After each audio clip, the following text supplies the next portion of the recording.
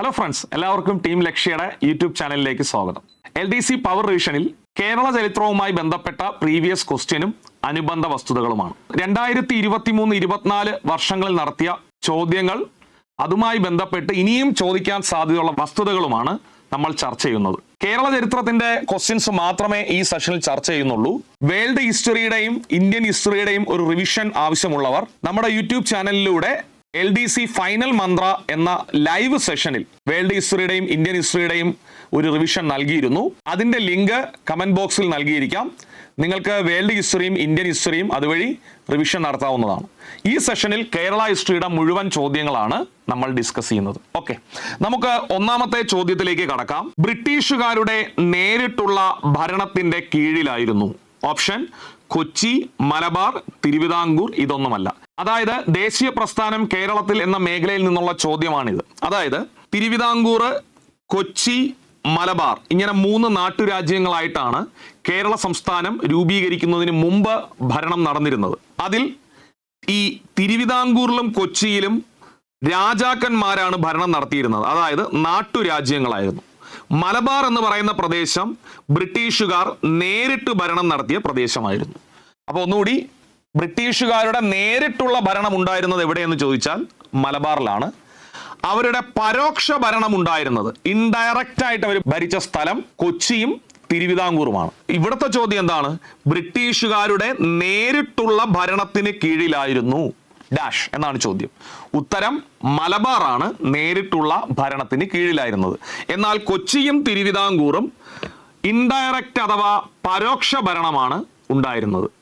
അതുകൊണ്ട് തന്നെ കേരള സംസ്ഥാനം രൂപീകരിക്കുന്നതിന് മുമ്പ് കേരളം 3 വ്യത്യസ്ത ഭരണ മേഖലകളായി തിരിഞ്ഞു കടന്നു. ഒന്ന് ശ്രദ്ധിച്ചോ, കേരള സംസ്ഥാന രൂപീകരണത്തിന് മുമ്പ് കേരളം 3 വ്യത്യസ്ത ഭരണ മേഖലകളായി തിരിഞ്ഞിരുന്നു. ബ്രിട്ടീഷുകാരുടെ നേരിട്ടുള്ള ഭരണത്തിന് കീഴിലുള്ള മലബാർ, പരോക്ഷ ഭരണത്തിന് കീഴിലുള്ള തിരുവിതാംകൂറും കൊച്ചിയും. അതുകൊണ്ട് തന്നെ കേരളത്തിന്റെ ദേശീയ പ്രസ്ഥാനത്തിന് ഒരു ഏകീകൃത രൂപം കൈവന്നിരുന്നില്ല. ഈ പറയുന്ന സെന്റൻസ് ശ്രദ്ധിച്ചോ. കേരള സംസ്ഥാനം രൂപീകരിക്കുന്നതിന് മുമ്പ് കേരളം 3 ഭരണ മേഖലകളായി തിരിഞ്ഞിരുന്നു. അതുകൊണ്ട് തന്നെ കേരളത്തിലെ ദേശീയ പ്രസ്ഥാനത്തിന് ഒരു ഏകീകൃത സ്വഭാവം കൈവന്നിരുന്നില്ല. കാരണം വ്യത്യസ്ത തരത്തിലുള്ള ഭരണ മേഖലകളായിരുന്നു എന്ന് ടെക്സ്റ്റ് ബുക്കിൽ കൃത്യമായി കൊടുത്തിരിക്കുന്നു. ഓക്കെ, അപ്പൊ രണ്ടാമത്തെ ചോദ്യം, താഴെ കൊടുത്തിരിക്കുന്ന പ്രസ്താവനകൾ പരിശോധിച്ചിട്ട് ഉത്തരം നൽകുക എന്നാണ്. വളരെയധികം ശ്രദ്ധിച്ചോ. ഭരണപരമായി ഏകീകരിക്കപ്പെടാതിരുന്നതിനാലാണ്, സെന്റൻസ് മനസ്സിലായി? ഭരണപരമായി ഏകീകരിക്കപ്പെടാതിരുന്നതിനാലാണ് കേരളത്തിലെ ദേശീയ പ്രസ്ഥാനത്തിന് ഒരു ഏകീകൃത രൂപം കൈവരാത്തത്. നമ്മൾ ഇപ്പൊ ഡിസ്കസ് ചെയ്തതാണ്. അപ്പോൾ പ്രസ്താവന ശരി. കൊച്ചിയിലും തിരുവിതാംകൂറിലും ബ്രിട്ടീഷുകാരുടെ പരോക്ഷ ഭരണമായതുകൊണ്ട് മലബാറിലെ പോലെ രാഷ്ട്രീയ സമരങ്ങൾ കൊച്ചിയിലും തിരുവിതാംകൂറിലും ശക്തമായിരുന്നില്ല. ഈ സെന്റൻസ് ഒന്നുകൂടി ശ്രദ്ധിച്ചാൽ നിങ്ങൾക്ക് മനസ്സിലാവും. അതായത് കൊച്ചിയിലും തിരുവിതാംകൂറിലും ബ്രിട്ടീഷുകാരുടെ പരോക്ഷ ഭരണമാണ്. കാരണം ഇടയ്ക്ക് നാട്ടുരാജ്യങ്ങളുണ്ട്.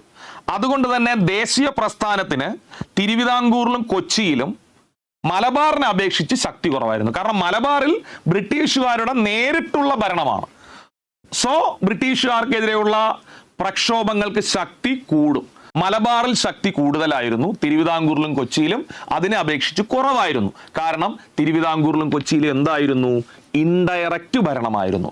അങ്ങനെയാണെങ്കിൽ രണ്ടാമത്തെ പ്രസ്താവനയും ശരിയാണ്. ഒരു തവണ കൂടി ടെക്സ്റ്റ് ബുക്കിലുള്ള അതേ സെന്റൻസ് ആണ്. ഭരണപരമായി ഏകീകരിക്കപ്പെടാതിരുന്നതിനാലാണ് കേരളത്തിലെ ദേശീയ പ്രസ്ഥാനത്തിന് ഒരു ഏകീകൃത രൂപം കൈവരാത്തത്. കൊച്ചിയിലും തിരുവിതാംകൂറിലും ബ്രിട്ടീഷുകാരുടെ പരോക്ഷ ഭരണമായതുകൊണ്ട് മലബാറിലെ പോലെ രാഷ്ട്രീയ സമരങ്ങൾ കൊച്ചിയിലും തിരുവിതാംകൂറിലും ശക്തമായിരുന്നില്ല. ക്ലിയർ ആണ്? ശരി. അങ്ങനെയാണെങ്കിൽ ഒന്നും ശരി, രണ്ടും ശരി. മൂന്നാമത്തെ ചോദ്യം, 1920 മഞ്ചേരിയിൽ നടന്ന അവസാനത്തെ മലബാർ രാഷ്ട്രീയ സമ്മേളനത്തിൽ ചർച്ച ചെയ്യാത്ത വിഷയം എന്തെന്നാണ് ചോദ്യം. അപ്പോൾ നമ്മളിവിടെ പഠിക്കേണ്ട വിഷയം എന്താണ്? മലബാറിലെ രാഷ്ട്രീയ സമ്മേളനങ്ങൾ. മലബാറിലെ രാഷ്ട്രീയ സമ്മേളനങ്ങൾ ഇങ്ങനെ ഓർത്തിരുന്നാൽ മതി. പാലക്കാടുള്ള കോഴിയുടെ തല വടക്കോട്ട് 20 ഡിഗ്രി ചരിഞ്ഞു. പാലക്കാടുള്ള കോഴിയുടെ തല വടക്കോട്ട് 20 ഡിഗ്രി ചരിഞ്ഞു എന്ന് പറഞ്ഞാൽ ഇത് നടന്ന സ്ഥലങ്ങളും വർഷമാണ്. പാലക്കാട്, കോഴിക്കോട്, തലശ്ശേരി, വടകര ചരിഞ്ഞു എന്നുള്ളത് മഞ്ചേരി എന്നാവും. അപ്പോൾ 20 കിടക്കുന്ന എവിടെയാണ്? മഞ്ചേരിയിലാണ്. 19 വടകര. 1919 വടകര. 1918 തലശ്ശേരി. 1917 കോഴിക്കോട്. 1916 പാലക്കാട്. അപ്പോൾ പാലക്കാടുള്ള കോഴിയുടെ തല വടക്കോട്ട് 20 ഡിഗ്രി ചരിഞ്ഞു. വടക്കോട്ട് 20 ഡിഗ്രി ചരിഞ്ഞു. അപ്പോൾ പാലക്കാട് സമ്മേളനം 1916, കോഴിക്കോട് സമ്മേളനം 1917, തലശ്ശേരി സമ്മേളനം 1918, വടകര സമ്മേളനം 1919, മഞ്ചേരി സമ്മേളനം 1920. അപ്പോൾ ചിലപ്പോൾ സമ്മേളനങ്ങളും വേദികളും ചോദിക്കും, പഠിച്ചിട്ട് പോണം, ചിലപ്പോൾ ചോദിക്കും. ഓക്കെ, പക്ഷെ ഇവിടുത്തെ ചോദ്യം 20 മഞ്ചേരി സമ്മേളനം ചർച്ച ചെയ്ത വിഷയങ്ങൾ. തെറ്റിക്കരുത്, പെട്ടെന്ന് പഠിച്ചോ. ഈ 3 ഓപ്ഷനും ആണ് ഇതിന്റെ ശരി ഉത്തരം. അതായത് 920 മലബാറിലെ രാഷ്ട്രീയ സമ്മേളനം മഞ്ചേരിയിൽ നടന്നു, ഭരണപരിഷ്കാരം ചർച്ച ചെയ്തു, ഖിലാഫത്ത് വിഷയം ചർച്ച ചെയ്തു, കുടിയാൻ വിഷയം ചർച്ച ചെയ്തു. മറന്നു പോരുത്. 1920 മഞ്ചേരി രാഷ്ട്രീയ സമ്മേളനത്തിൽ ചർച്ച ചെയ്ത വിഷയങ്ങൾ മനസ്സിൽ പറഞ്ഞോ. ഭരണപരിഷ്കരണം ചർച്ച ചെയ്തു, ഖിലാഫത്ത് വിഷയം ചർച്ച ചെയ്തു, കുടിയാൻ വിഷയം ചർച്ച ചെയ്തു. ഭരണപരിഷ്കരണം ചർച്ച ചെയ്തു, ഖിലാഫത്ത് വിഷയം ചർച്ച ചെയ്തു, കുടിയാൻ വിഷയം ചർച്ച ചെയ്തു. അപ്പോൾ ഉത്തരം ചോദിച്ചാൽ ഇവയൊന്നുമല്ല, കാരണം ചർച്ച ചെയ്യാത്ത വിഷയമാണ് ചോദിച്ചത്. പിന്നെ ഒരു ചോദ്യം കൂടെ വരും. പാലക്കാട് നടന്ന ആദ്യ സമ്മേളനത്തിൽ അധ്യക്ഷത വഹിച്ചതാര്? മലബാറിലെ ആദ്യ സമ്മേളനത്തിൽ അധ്യക്ഷ വഹിച്ച ആള് ആനി ബസന്റ് ആണ്. ഓർത്തോളണം. ശരി, 4ാമത്തെ ചോദ്യം. 1921 ആദ്യത്തെ അഖില കേരള പ്രൊവിൻഷ്യൽ സമ്മേളനം നടന്നത് എവിടെ? ചോദ്യം വരാൻ സാധ്യതയുണ്ട്. 1921 ആദ്യത്തെ അഖില കേരള രാഷ്ട്രീയ സമ്മേളനം നടന്നത് എവിടെയാണ്? ഒറ്റപ്പാലത്താണ് നടന്നത്. ഓപ്ഷൻ ബി ആണ്. എന്തുകൊണ്ടാണ് ഒറ്റപ്പാലം സെലക്ട് ചെയ്തത്? INC-യുടെ പ്രസിഡന്റായ ഏക മലയാളിയാണ് സി ശങ്കരൻ നായർ എന്ന ചേറ്റൂർ ശങ്കരൻ നായർ. 1897 അമരാവതി സമ്മേളനത്തിലാണ് ചേറ്റൂർ ശങ്കരൻ നായർ INC പ്രസിഡന്റ് ആയത്. ചേറ്റൂർ ശങ്കരൻ നായരുടെ ജന്മദേശമാണ് ഒറ്റപ്പാലം. അതുകൊണ്ടാണ് 1ാമത്തെ അഖില കേരള രാഷ്ട്രീയ സമ്മേളനം എവിടെ നടത്താൻ തീരുമാനിച്ചത്? ഒറ്റപ്പാലം. അപ്പോൾ ഒറ്റപ്പാലം ചേറ്റൂർ ശങ്കരൻ നായരുടെ നാടാണ്. ഒറ്റപ്പാലത്ത് അഖില കേരള രാഷ്ട്രീയ സമ്മേളനം നടന്ന വർഷം 1921. ഒറ്റപ്പാലം സമ്മേളനത്തിൽ അധ്യക്ഷ വഹിച്ച ആളാരെന്ന് പരീക്ഷയ്ക്ക് ചോദിക്കും. ടി പ്രകാശം. ആന്ധ്ര കേസരി എന്നറിയപ്പെടുന്ന ടി പ്രകാശമാണ് 1921 അഖില കേരള പ്രൊവിൻഷ്യൽ കോൺഗ്രസ് സമ്മേളനത്തിൽ അധ്യക്ഷ വഹിച്ചത്.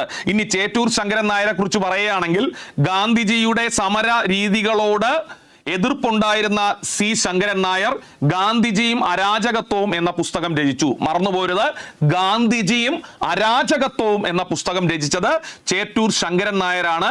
ജാലിയൻ വാലാബാഗ് കൂട്ടക്കൊലയിൽ പ്രതിഷേധിച്ചുകൊണ്ട് വൈസ്രോയുടെ എക്സിക്യൂട്ടീവ് കൗൺസിലിൽ നിന്ന് ഇറങ്ങിപ്പോയ വ്യക്തിയും കൂടിയാണ് ചേറ്റൂർ ശങ്കരൻ നായർ. അപ്പോൾ ഒറ്റപ്പാലവും ചേറ്റൂർ ശങ്കരൻ നായരെയും മറന്നു പോകരുത്.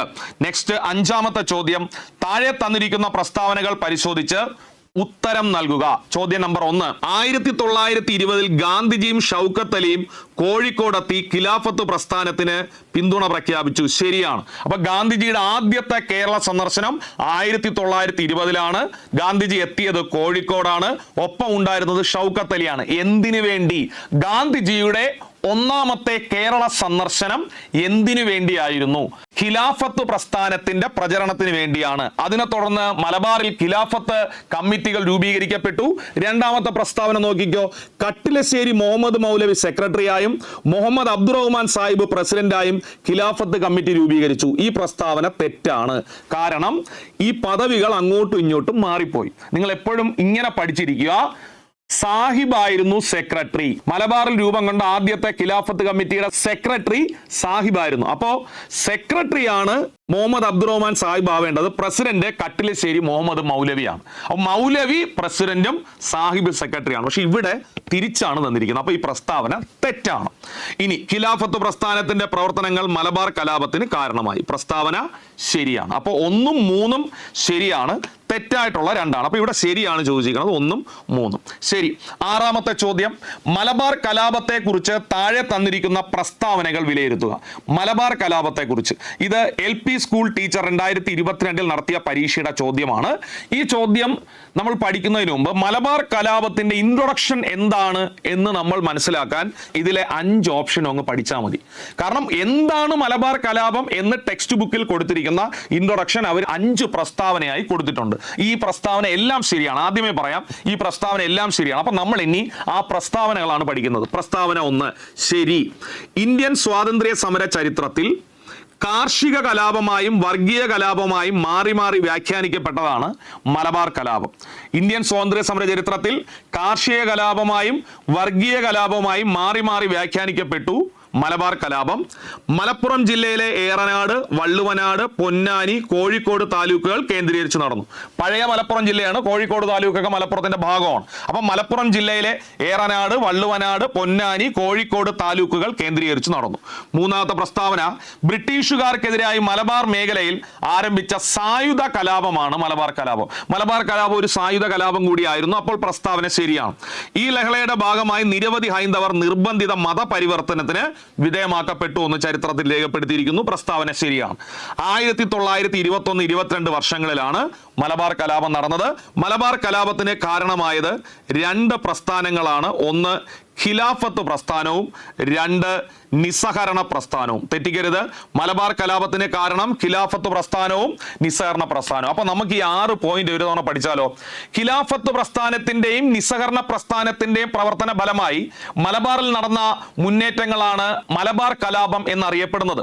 ഇന്ത്യൻ സ്വാതന്ത്ര്യ സമര ചരിത്രത്തിൽ കാർഷിക കലാപമായും വർഗീയ കലാപമായും മാറി മാറി വ്യാഖ്യാനിക്കപ്പെടുന്നുണ്ട് മലബാർ കലാപത്തെ. മലപ്പുറം ജില്ലയിലെ ഏറനാട്, വള്ളുവനാട്, പൊന്നാനി, കോഴിക്കോട് താലൂക്കുകൾ കേന്ദ്രീകരിച്ചാണ് മലബാർ കലാപം നടന്നത്. ബ്രിട്ടീഷുകാർക്കെതിരായി മലബാർ മേഖലയിൽ ആരംഭിച്ച ഒരു സായുധ കലാപം കൂടിയാണ് മലബാർ കലാപം. ഈ ലഹളയുടെ ഭാഗമായി നിരവധി ഹൈന്ദവർ നിർബന്ധിത മതപരിവർത്തനത്തിന് വിധേയമാക്കപ്പെട്ടു. 1921-22 വർഷങ്ങളിലാണ് മലബാർ കലാപം നടന്നത്. നെക്സ്റ്റ് 7 മലബാർ കലാപത്തിന് പെട്ടെന്നുണ്ടായ കാരണമാണ് പൂക്കോട്ടൂർ യുദ്ധം. 10ാം ക്ലാസ്സിലെ ടെക്സ്റ്റ് ബുക്കിൽ വളരെ കൃത്യമായി കൊടുത്തിരിക്കുന്നു. മലബാർ കലാപത്തിന് പെട്ടെന്നുണ്ടായ കാരണം ഏതാണ്? പൂക്കോട്ടൂർ യുദ്ധം. ഈ പൂക്കോട്ടൂർ യുദ്ധത്തിന് കാരണമായത് ഏത് ഖിലാഫത്ത് നേതാവിന്റെ അറസ്റ്റാണ്. തെറ്റിക്കരുത്, വടക്കേ വീട്ടിൽ മുഹമ്മദ് എന്ന ഖിലാഫത്ത് നേതാവിന്റെ അറസ്റ്റ്. വടക്കേ വീട്ടിൽ മുഹമ്മദ് എന്ന ഖിലാഫത്ത് നേതാവിന്റെ അറസ്റ്റാണ് മലബാർ കലാപത്തിന് കാരണമായത്. നെക്സ്റ്റ് മലബാർ കലാപം അടിച്ചമർത്തിയ മലബാർ ജില്ലാ പോലീസ് മേധാവി ആരാണ് എന്നാണ് ചോദ്യം. മലബാർ കലാപം അടിച്ചമർത്തിയ മലബാർ ജില്ലാ പോലീസ് മേധാവിയുടെ പേര് ഹിച്ച്കോക്ക് എന്നാണ്. പേരെന്താണ്? ഹിച്ച്കോക്ക്. ആ സമയത്തെ ASP ആണ് ആമു സാഹിബ്. SP ആണ് ഹിച്ച്കോക്ക്. പോലീസ് സൂപ്രണ്ടാണ് ഹിച്ച്കോക്ക്. ആ സമയത്തെ ASP ആമു സാഹിബ് എന്ന് പറയുന്ന ആളാണ്. ആ സമയത്തെ കളക്ടറാണ് EF തോമസ്. കളക്ടർ ആരാണ്? EF Thomas. Collector EF Thomas. Okay. പിന്നെ 19ാം നൂറ്റാണ്ടിൽ നടന്ന, അതായത് 1836 മുതൽ 1855 ഇടയിൽ നടന്ന മലബാർ കലാപങ്ങൾക്കിടയിൽ കൊല്ലപ്പെട്ട ഒരു പ്രധാനപ്പെട്ട വ്യക്തിയാണ് H.O. കനോലി. അത് 921 കലാപത്തിലല്ല, 19ാം നൂറ്റാണ്ടിലെ കലാപത്തിൽ കൊല്ലപ്പെട്ട മലബാറിലെ കളക്ടർ ആയിരുന്ന വ്യക്തിയാണ്, അല്ലെങ്കിൽ മജിസ്ട്രേറ്റ് ആയിരുന്ന വ്യക്തിയാണ് H.O. കനോലി. 921 H.O. കനോലിക്ക് യാതൊരുവിധ ബന്ധവും ഇല്ല. ഓക്കെ. നെക്സ്റ്റ് മലബാർ കലാപത്തെ കുറിച്ചുള്ള പടപ്പാട്ട് രചിച്ചതാര്? ഇത്തവണത്തെ LDC പരീക്ഷയ്ക്ക് നമുക്ക് എക്സ്പെക്ട് ചെയ്യാൻ പറ്റുന്ന ഒരു പ്രധാനപ്പെട്ട ചോദ്യമാണ് മലബാർ കലാപത്തെ കുറിച്ചുള്ള പടപ്പാട്ട് രചിച്ചതാര് എന്ന്. നമ്മൾ നേരത്തെ പഠിച്ച ഹിച്ച്കോക്ക് എന്ന് പറയുന്ന പോലീസ് ഉദ്യോഗസ്ഥനല്ലേ, അദ്ദേഹം മലബാർ കലാപത്തിൽ കൊല്ലപ്പെടുകയും അദ്ദേഹത്തിന്റെ സ്മാരകം പണിയാൻ ബ്രിട്ടീഷുകാർ ആലോചിക്കുകയും ചെയ്യുന്നു. എന്നാൽ അദ്ദേഹത്തിന്റെ സ്മാരകം പണിയാൻ കഴിയില്ല എന്ന് ഉറക്കെ പ്രഖ്യാപിച്ചുകൊണ്ട് മലബാർ കലാപത്തിനിടയിൽ പടപ്പാട്ട് രചിച്ച വ്യക്തിയാണ് കമ്പളത്ത് ഗോവിന്ദൻ നായർ. ഇത്തവണത്തെ LDCക്ക് പ്രതീക്ഷിക്കാൻ കഴിയുന്ന ചോദ്യമാണ്. കമ്പളത്ത് ഗോവിന്ദൻ നായർ മലബാർ കലാപത്തെ കുറിച്ചുള്ള പടപ്പാട്ട് രചിച്ചത്. നെക്സ്റ്റ് ഗാന്ധിജിയും അരാജകത്വവും എന്ന ഗ്രന്ഥം രചിച്ചതാര്? ചേറ്റൂർ ശങ്കരൻ നായരാണ്.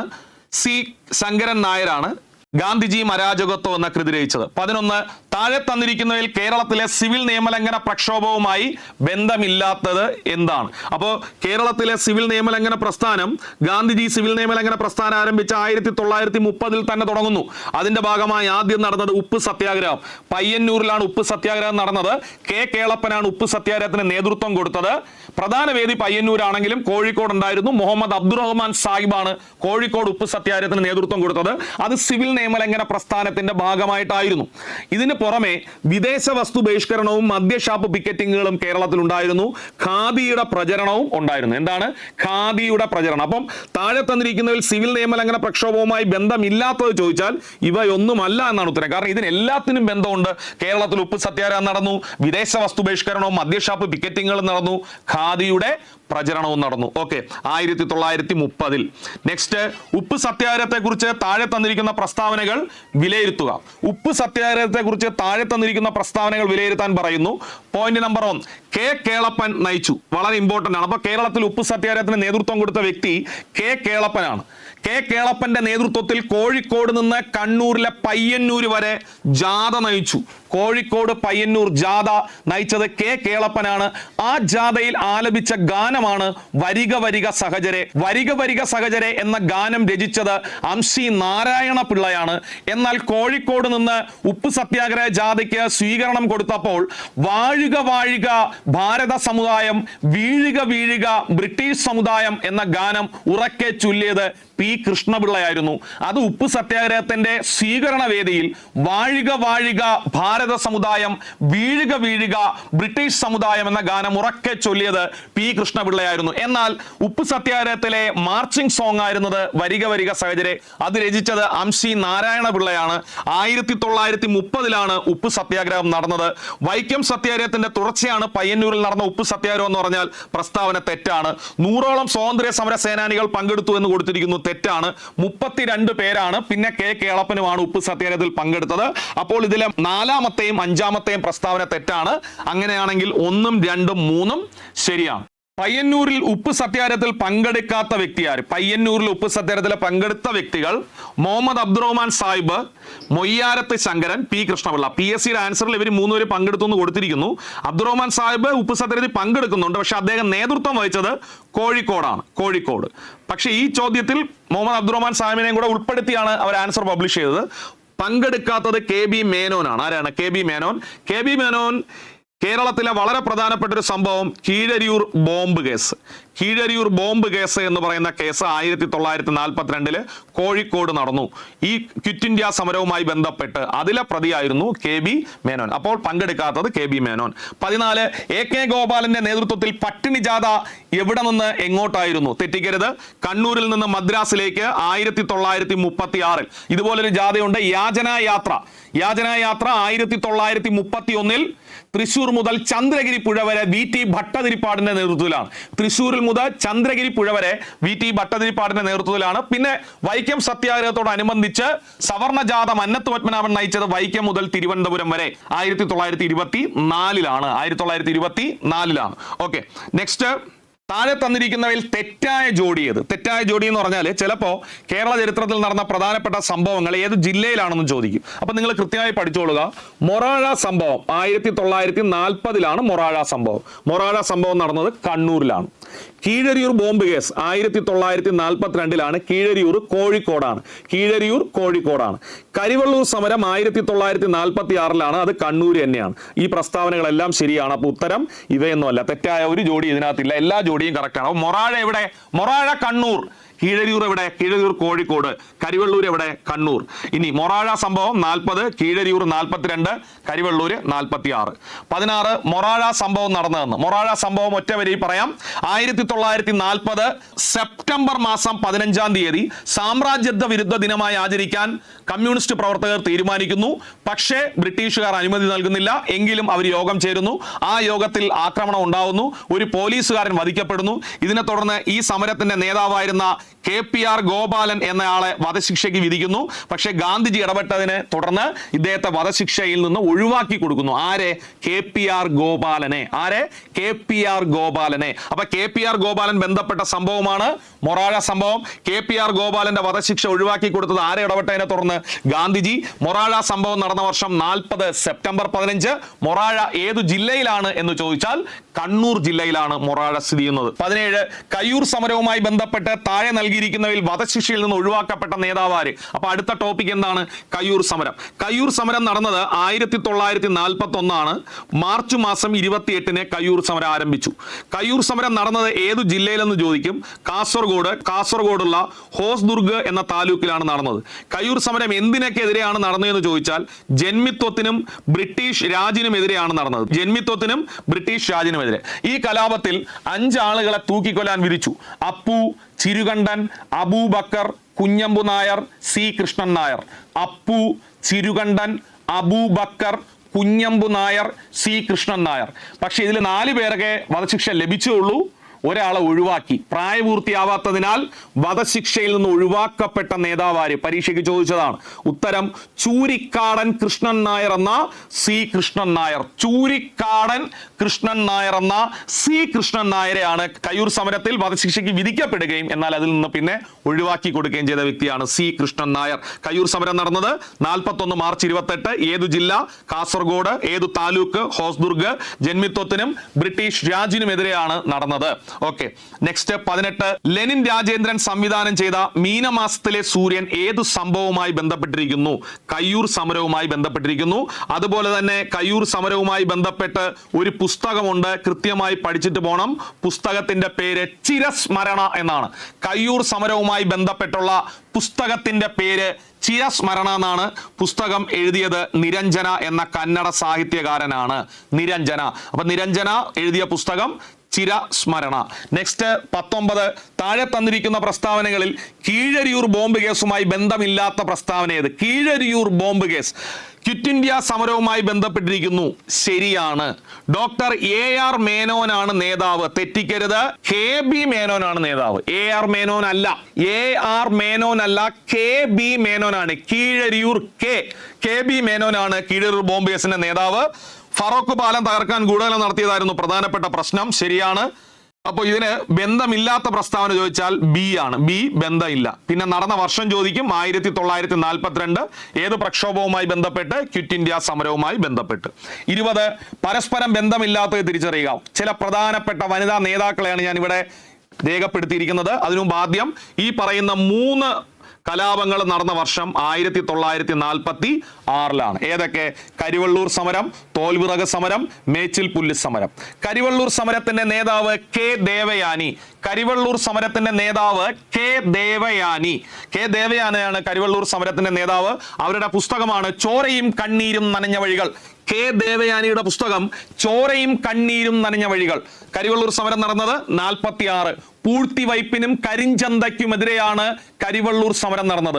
പൂഴ്ത്തിവയ്പ്പിനും കരിഞ്ചന്തയ്ക്കുമെതിരെയാണ് കരിവള്ളൂർ സമരം നടന്നത്. അതിനുശേഷം തോൽവിറക് സമരം 1946 കാർത്യായനി അമ്മ നേതൃത്വം കൊടുത്ത തോൽവിറക് സമരം. പരീക്ഷയ്ക്ക് ചോദിക്കും.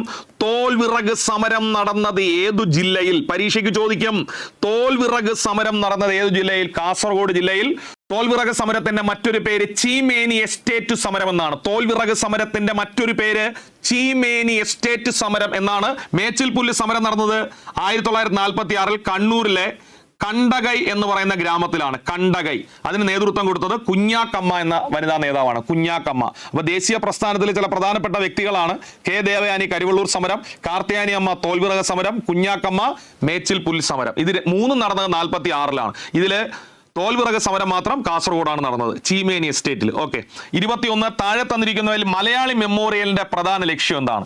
മലയാളി മെമ്മോറിയൽ വ്യക്തമായി പഠിച്ചോളുക. ഏറ്റവും കൂടുതൽ PSC പരീക്ഷയിൽ ചോദിച്ച ഒരു ടോപ്പിക്കാണ് മലയാളി മെമ്മോറിയൽ. ഒരു തവണ ജസ്റ്റ് കേട്ടിരുന്നാൽ മതി, നിങ്ങൾ റിവിഷൻ നടക്കും. തിരുവിതാംകൂറിലെ ഗവൺമെന്റ് സർവീസിൽ ബ്രാഹ്മണന്മാരുടെ ആധിപത്യം അവസാനിപ്പിച്ച് വിദ്യാസമ്പന്നരായ തിരുവിതാംകൂറുകാരെ കൂടി ഉൾപ്പെടുത്തണം എന്നാവശ്യപ്പെട്ടുകൊണ്ട് മഹാരാജാവിന് സമർപ്പിച്ച നിവേദനമാണ് മലയാളി മെമ്മോറിയൽ. തിരുവിതാംകൂർ സിവിൽ സർവീസിലെ ഉന്നത സ്ഥാനങ്ങളിലുള്ള പരദേശി ബ്രാഹ്മണന്മാർ എന്ന തമിഴ് ബ്രാഹ്മണന്മാരുടെ ആധിപത്യം അവസാനിപ്പിച്ച് വിദ്യാസമ്പന്നരായ തിരുവിതാംകൂറുകാരെ കൂടി ഉൾപ്പെടുത്തണമെന്ന് ആവശ്യപ്പെട്ടുകൊണ്ട് മഹാരാജാവായ ശ്രീമൂലം തിരുനാളിന് സമർപ്പിച്ച നിവേദനമാണ് മലയാളി മെമ്മോറിയൽ. മലയാളി മെമ്മോറിയൽ സമർപ്പിച്ച വർഷം 1891 ജാനുവരി 1. മലയാളി മെമ്മോറിയൽ ഏത് രാജാവിന് സമർപ്പിച്ചു എന്ന് ചോദിക്കും. ശ്രീമൂലം തിരുനാളിനാണ് സമർപ്പിച്ചത്. മലയാളി മെമ്മോറിയലിന് നേതൃത്വം കൊടുത്ത വ്യക്തി ബാരിസ്റ്റർ GP പിള്ള എന്ന വ്യക്തിയാണ്. KP ശങ്കരമേനോൻ, ഡോക്ടർ പൽപ്പു എന്നീ മറ്റു നേതാക്കളും ഇതിനോടൊപ്പം ഉണ്ടായിരുന്നു. ഇതിന്റെ മുദ്രാവാക്യം തിരുവിതാംകൂറുകാർക്കെന്നായിരുന്നു. മലയാളി മെമ്മോറിയലിന്റെ മുദ്രാവാക്യം തിരുവിതാംകൂറുകാർക്കെന്നാണ്. ഈ മെമ്മോറിയലിന്റെ മറ്റൊരു പേര് ട്രാവൻകൂർ മെമ്മോറിയൽ എന്നുമാണ്. ട്രാവൻകൂർ മെമ്മോറിയൽ എന്നറിയപ്പെട്ടത് മലയാളി മെമ്മോറിയലാണ്. മലയാളി മെമ്മോറിയൽ ഒപ്പുവെച്ച ആളുകളുടെ എണ്ണം 10,028. മലയാളി മെമ്മോറിയൽ ഒപ്പുവെച്ച ആളുകളുടെ എണ്ണം 10,028. അപ്പൊ താഴെ തന്നിരിക്കുന്നവയിൽ മലയാളി മെമ്മോറിയലിന്റെ പ്രധാന ലക്ഷ്യം എന്ത്? ഫസ്റ്റ് ഓപ്ഷൻ നോക്ക്.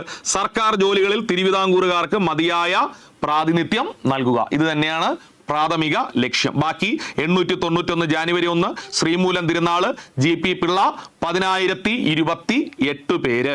ഓക്കെ. നെക്സ്റ്റ് ഈഴവ മെമ്മോറിയൽ സമർപ്പിച്ചത്. ഈഴവരുടെ ദുരവസ്ഥ രാജാവിനെ ബോധ്യപ്പെടുത്താൻ വേണ്ടി ഡോക്ടർ പൽപ്പുവിന്റെ നേതൃത്വത്തിൽ സമർപ്പിച്ചതാണ് ഈഴവ മെമ്മോറിയൽ. 1896 13,176 പേരാണ് ഈഴവ മെമ്മോറിയലിൽ ഒപ്പുവെച്ചത് ഡോക്ടർ പൽപ്പുവിന്റെ നേതൃത്വത്തിൽ. അടുത്തത് നിവർത്തന പ്രക്ഷോഭം. നിവർത്തന പ്രക്ഷോഭവുമായി ബന്ധപ്പെട്ട് ശരിയായ പ്രസ്താവനകൾ തിരഞ്ഞെടുക്കുക. നിവർത്തന പ്രക്ഷോഭം ആദ്യം നമുക്കൊന്ന് മനസ്സിലാക്കാം. ഇത്രയും പഠിച്ചാൽ മതി. ഒരു പോയിന്റ് ഇങ്ങനെ കൃത്യമായി പഠിച്ചു വെച്ചോ. തിരുവിതാംകൂർ നിയമസഭയിലും, ഈ പോയിന്റ് ശ്രദ്ധിച്ചല്ലോ, തിരുവിതാംകൂർ നിയമസഭയിലും തിരുവിതാംകൂറിലെ ഗവൺമെന്റ് ജോലിയിലും, വീണ്ടും ഞാൻ എടുത്തു പറയുന്നു, തിരുവിതാംകൂറിലെ നിയമസഭയിലും തിരുവിതാംകൂറിലെ ഗവൺമെന്റ് ജോലിയിലും റിസർവേഷൻ വേണം എന്നാവശ്യപ്പെട്ടുകൊണ്ട്, വാക്ക് ഫോക്കസ് ചെയ്തോ, സംവരണം അഥവാ റിസർവേഷൻ, സംവരണം അഥവാ റിസർവേഷൻ ആവശ്യപ്പെട്ടുകൊണ്ട് നടത്തിയ സമരമാണ് നിവർത്തന പ്രക്ഷോഭം. ഏതൊക്കെ ജാതിക്കാര് പ്രധാനമായിട്ട് പഠിച്ചോളുക. നിവർത്തന പ്രക്ഷോഭത്തിന്റെ പ്രധാന വിഭാഗങ്ങൾ ഈഴവർ, മുസ്ലിങ്ങൾ, ചില വിഭാഗം ക്രൈസ്തവർ. ഇവരാണ് ഇതിന് നേതൃത്വം കൊടുത്തത്. ഈഴവരും മുസ്ലിങ്ങളും ഒരു വിഭാഗം ക്രൈസ്തവരെ നേതൃത്വം കൊടുത്തതാണ് നിവർത്തന പ്രക്ഷോഭം. നിവർത്തന പ്രക്ഷോഭം എന്തിനു വേണ്ടിയാണ്? സംവരണത്തിന് വേണ്ടി. നിവർത്തന പ്രക്ഷോഭം എന്തിനു വേണ്ടിയാണ്? സംവരണത്തിന് വേണ്ടി. നിവർത്തന പ്രക്ഷോഭം നടന്ന വർഷം 1932 നിവർത്തന പ്രക്ഷോഭം നടന്ന വർഷം 32 ഇതുമായി ബന്ധപ്പെട്ട് കോഴഞ്ചേരി പ്രസംഗം നടത്തിയിട്ടുണ്ട്. ആര്? സി കേശവൻ. അപ്പൊ കോഴഞ്ചേരി പ്രസംഗം നടത്തിയത് ആര്? സി കേശവൻ. സി കേശവന്റെ കോഴഞ്ചേരി പ്രസംഗം ഏതു പ്രക്ഷോഭവുമായി ബന്ധപ്പെട്ടിരിക്കുന്നു? നിവർത്തന പ്രക്ഷോഭം.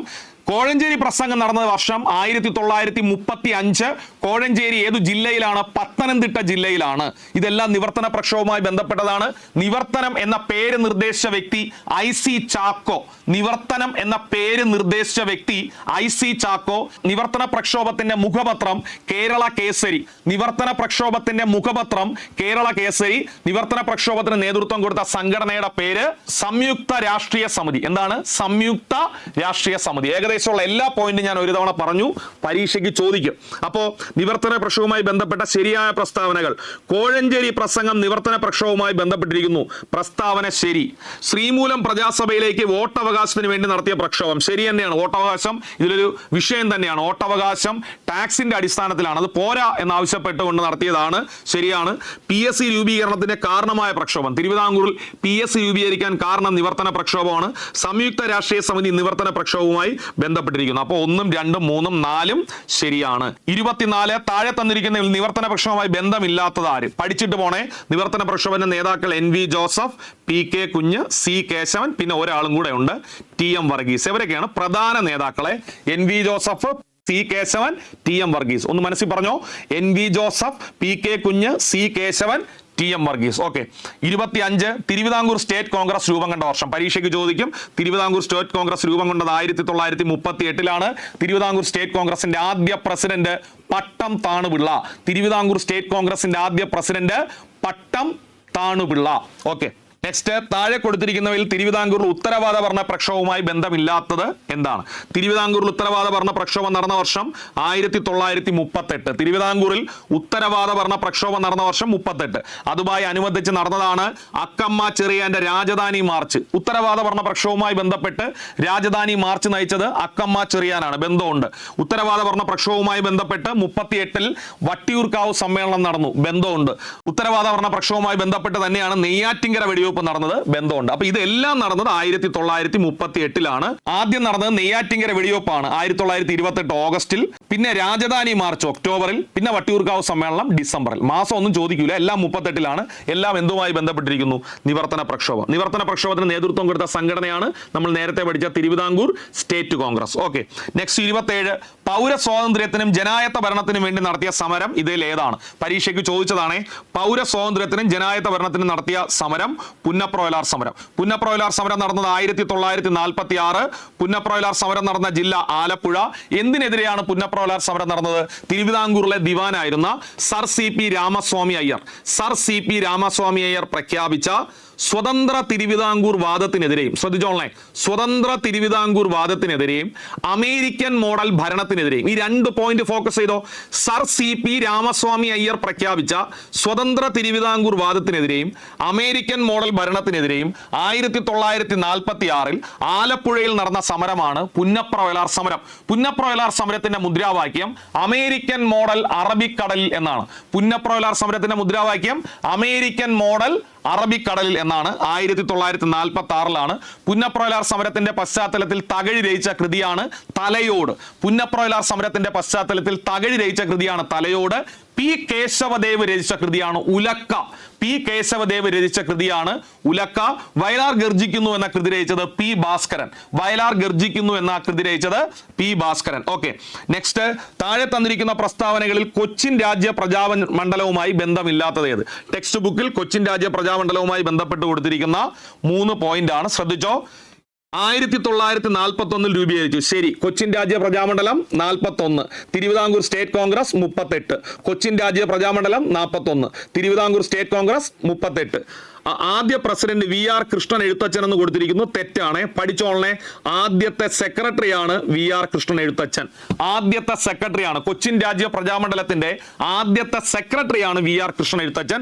പ്രസിഡന്റ് എസ് നീലകണ്ഠ അയ്യർ എന്ന ആളാണ്. കൊച്ചിയിൽ ഉത്തരവാദ ഭരണം സ്ഥാപിക്കാൻ വേണ്ടി പ്രവർത്തിച്ചു. ഇക്കണ്ട വാര്യർ, പനമ്പള്ളി ഗോവിന്ദമേനോൻ എന്നിവർ ഇതിലെ പ്രധാനപ്പെട്ട നേതാക്കൾ ആയിരുന്നു. അങ്ങനെയാണെങ്കിൽ ബന്ധമില്ലാത്തത് 2 മാത്രം ബന്ധമില്ല. 29 കോൺഗ്രസ് സമ്മേളനത്തിന്റെ ഭാഗമായി എവിടെ വെച്ച് നടന്ന മഹിളാ സമ്മേളനമാണ് കേരളത്തിൽ ആദ്യത്തെ മഹിളാ സമ്മേളനമായി അറിയപ്പെടുന്നത്? കോൺഗ്രസ് സമ്മേളനത്തിന്റെ ഭാഗമായി വടകരയിൽ വെച്ച് നടന്ന സമ്മേളനമാണ് കേരളത്തിൽ ആദ്യത്തെ വനിതാ സമ്മേളനമായിട്ട് പരിഗണിക്കപ്പെടുന്നത്. 30 കേരളത്തിന്റെ രാഷ്ട്രീയ പ്രക്ഷോഭ ചരിത്രത്തിലെ പ്രധാനപ്പെട്ട വനിതാ സാന്നിധ്യമായിരുന്നു AV കുട്ടിമാളു അമ്മ. AV കുട്ടിമാളു അമ്മ. അവരുടെ പ്രവർത്തന മേഖല എവിടെയായിരുന്നു?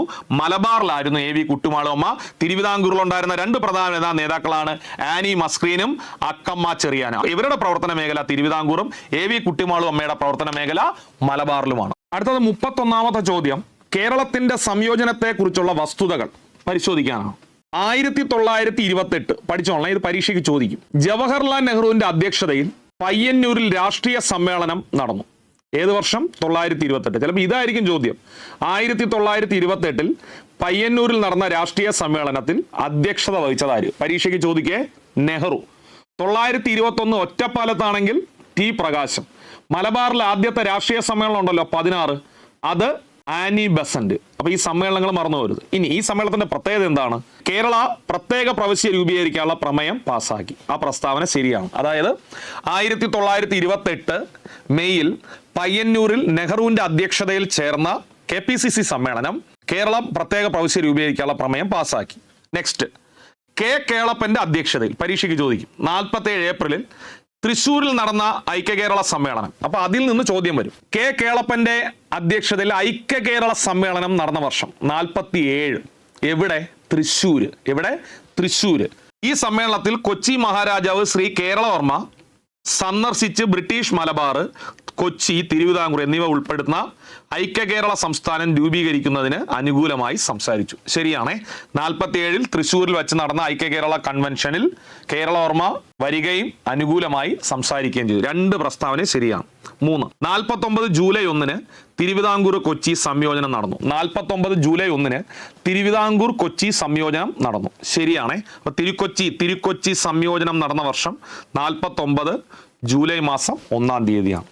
ലാസ്റ്റ് പോയിന്റ്, 56 സംസ്ഥാന പുനഃസംഘടനാ നിയമപ്രകാരം തിരുവിതാംകൂറിലെ 4 തെക്കൻ താലൂക്കുകളായ തോവാള, അഗസ്തീശ്വരം, കൽക്കുളം, വിളവങ്കോട്. 4 താലൂക്ക് ഒന്നുകൂടി പഠിക്ക്.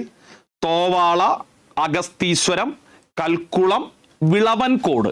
ഈ 4 താലൂക്കുകളും കേരള സംസ്ഥാനത്തിൽ ഉൾപ്പെടുത്തി എന്നാണ് പറയുന്നത്. നമ്മുടെ കേരള സംസ്ഥാനത്തിൽ ഈ 4 താലൂക്കുകളും വരുന്നതായിട്ട് നിങ്ങൾക്ക് തോന്നുന്നുണ്ടോ? ഇല്ല. ഈ 4 എണ്ണവും മദ്രാസ് സംസ്ഥാനത്തിന് പോവുകയാണ് ചെയ്തത്. പക്ഷേ ചോദ്യത്തിൽ കൊടുത്തിരിക്കുന്നത് കേരള സംസ്ഥാനത്തിൽ ഉൾപ്പെടുത്തി എന്നാണ്. അപ്പോൾ ഇതിൽ 4ാമത്തെ പ്രസ്താവന തെറ്റാണ്. അപ്പോൾ നമ്മളത് തെറ്റാണെന്ന് പഠിക്കുകയും വേണം. നമുക്ക് നഷ്ടപ്പെട്ട താലൂക്കുകളുടെ പേരും പഠിക്കണം. തോവാള, അഗസ്തീശ്വരം, കൽക്കുളം, വിളവങ്കോട്. ഈ 4 താലൂക്കുകൾ മദ്രാസിന് കൊടുക്കേണ്ടി വന്നു. ഓക്കെ, ക്ലിയർ ആണ്. ശരി. ഐക്യ കേരള പ്രതിജ്ഞ തയ്യാറാക്കിയതാര്? ചിലപ്പോൾ ചോദിക്കും. NV കൃഷ്ണവാര്യരാണ് ഐക്യ കേരള പ്രതിജ്ഞ തയ്യാറാക്കിയത്. 33 താഴെ തന്നിരിക്കുന്ന സംഭവങ്ങളെ അവ നടന്ന ക്രമത്തിൽ രേഖപ്പെടുത്തിയ ഉത്തരം തിരഞ്ഞെടുത്തെഴുതുക. അതായത് ഈ താഴെ തന്നിരിക്കുന്ന സമരങ്ങൾ അല്ലെങ്കിൽ സംഭവങ്ങൾ നടന്നതിന്റെ കാലഗണനാ ക്രമം എഴുതാനാണ്. നമുക്ക് പഠിക്കാം. കയ്യൂർ സമരം 1941, നിവർത്തന പ്രക്ഷോഭം 1932, പുന്നപ്ര വയലാർ സമരം 1946, പൂക്കോട്ടൂർ യുദ്ധം 1921. അപ്പൊ ആദ്യം വരേണ്ടത് 4 ആണ്. അപ്പൊ 4 ആദ്യം വരുന്ന ഏത് ഓപ്ഷൻ ഉണ്ട് ഇതിൽ? ഓപ്ഷൻ എ ആണ്. 4 ഫസ്റ്റ് ഓപ്ഷൻ വരുന്ന വേറെ ഒരു ഓപ്ഷൻ ഇതിനകത്ത് ഇല്ല. അപ്പൊ നമുക്ക് ഏതെന്നെ എഴുതാം. കാരണം രണ്ടാമത് വരേണ്ടത് നിവർത്തന പ്രക്ഷോഭമാണ് 2, പിന്നെ വരേണ്ടത് കയ്യൂരാണ് 1, പിന്നെ വരേണ്ടത് പുന്നപ്രല. ഓപ്ഷൻ എ ആണ്. പഠിച്ചിട്ട് പോണേ.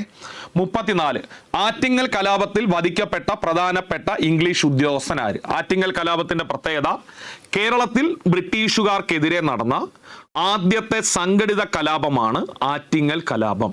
കേരളത്തിൽ ബ്രിട്ടീഷുകാർക്കെതിരെ നടന്ന ആദ്യത്തെ സംഘടിത കലാപമാണ് ആറ്റിങ്ങൽ കലാപം.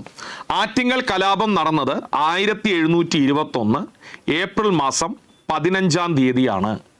ആറ്റിങ്ങൽ കലാപത്തിൽ 140ഓളം ഇംഗ്ലീഷുകാർ കൊല്ലപ്പെട്ടു. അതിൽ കൊല്ലപ്പെട്ട പ്രധാനപ്പെട്ട മേധാവിയാണ് ഗിഫോർഡ്. ആറ്റിങ്ങൽ കലാപത്തിൽ കൊല്ലപ്പെട്ട ഇംഗ്ലീഷ് മേധാവിയുടെ പേര് ഗിഫോർഡ് എന്നാണ്. 2021 300-ാം വാർഷികം ആചരിച്ച പ്രക്ഷോഭമാണ് ആറ്റിങ്ങൽ കലാപം. ഈ ആറ്റിങ്ങൽ കലാപത്തെ തുടർന്ന് അഞ്ചുതെങ്ങിലുണ്ടായിരുന്ന ബ്രിട്ടീഷുകാരുടെ കോട്ട പ്രാദേശികവാസികൾ പിടിച്ചെടുക്കുകയും പിന്നീട് തലശ്ശേരിയിൽ നിന്നെത്തിയ സൈന്യം ആണ് ഈ നാട്ടുകാരെ ഒഴിപ്പിച്ച് തിരിച്ച് കോട്ട ബ്രിട്ടീഷുകാർക്ക് വേണ്ടി പിടിച്ചെടുത്തത്. അപ്പോൾ ആറ്റിങ്ങൽ കലാപത്തെ അടിച്ചമർത്തിയ സൈന്യം എവിടെ നിന്നാണ് വന്നതെന്ന് ചോദിച്ചാൽ തലശ്ശേരിയിൽ നിന്നാണ് വന്നത്. ആറ്റിങ്ങൽ കലാപത്തിന് മുമ്പ് നടന്ന ഒരു ജനകീയ പ്രക്ഷോഭമാണ് അഞ്ചുതെങ്ങ് കലാപം. അഞ്ചുതെങ്ങ് കലാപം നടന്ന വർഷം 1697. അഞ്ചുതെങ്ങ് കലാപം നടന്ന വർഷം 1697.